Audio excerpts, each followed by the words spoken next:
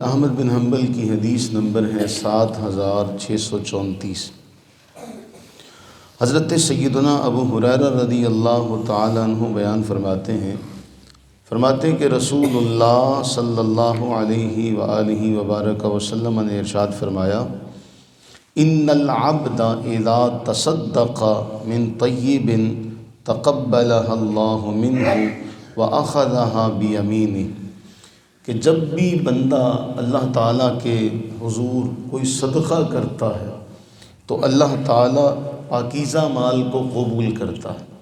جس طرح ایک اور روایت میں آیا کہ اللہ خود بھی طیب ہے اور طیب مال ہی اللہ قبول کرتا ہے، حرام مال کو اللہ مقبول نہیں فرماتا، قبولیت کا درجہ اسے نہیں ملتا۔ تو چونکہ وہ پاک ہے اور پاکیزہ مال کو قبول کرتا ہے، اور قبول کرنے کا جو انداز ہے اللہ جل وعلا کا، اللہ کے نبی علیہ السلام نے فرمایا وہ اللہ تعالیٰ اپنے دائیں ہاتھ سے لیتا ہے جو اس کی شان کے لائق ہے۔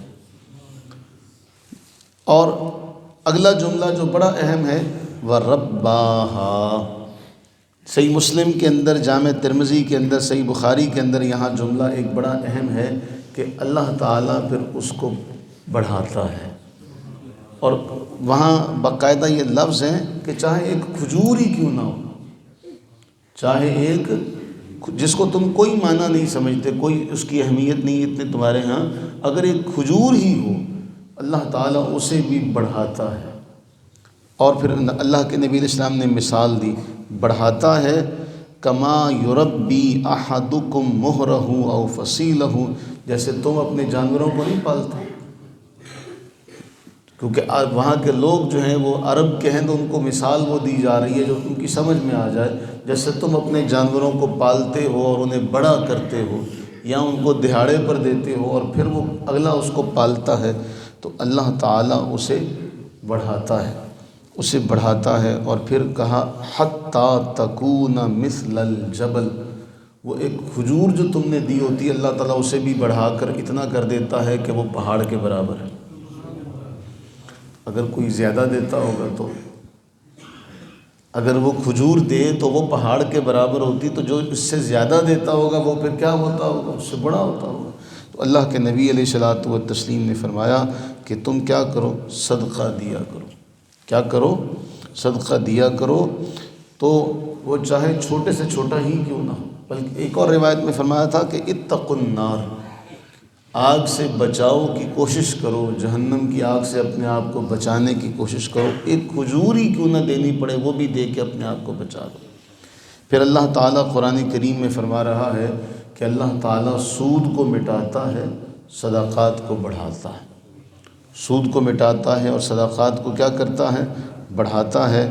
اور پھر جب یہ تعلیم دی گئی تو پھر ہر انسان کو یہ چاہیے کہ وہ کیا کرے، جتنا وہ صدقہ دے سکتا ہے۔ اور ایک جملہ قرآن نے فرمایا، قول معروف و مغفرہ، اچھی بات کہنا اور معاف کر دینا اس صدقے سے بہتر ہے جس کو دینے کے بعد تم اگلے کو تکلیف دو۔ تجھے میں نے دیا نہیں تھا، فلاں موقع پر تیرے میں نے مدد نہیں کی تھی، فلاں موقع پر تو یاد کر، تو ایسا تھا، میں نے تجھے دیا نہیں تھا۔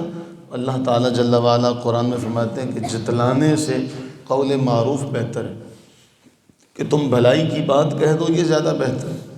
اور اگر تم نے اس کو تنگ کیا، جتلایا، تو اللہ نے فرمایا تم نے اپنا صدقہ باطل کر دیا۔